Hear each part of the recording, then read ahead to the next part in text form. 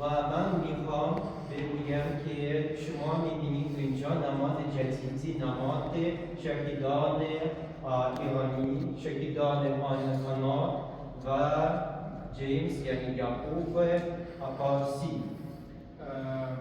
Я говорю, что мы будем писать икону всех святых Персидской церкви древней. من گفته بودم که ما در راه ایجاد یک نماد همه قدیسین و شهیدان پارسی هستیم Правителей Востока. که پشتیبانان مشرق هستند.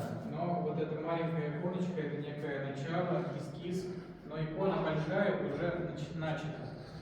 این نماد که شما میبینید آغاز این کار است، اما ایجاد نماد بزرگتر شروع شده است و این کار دوام داره.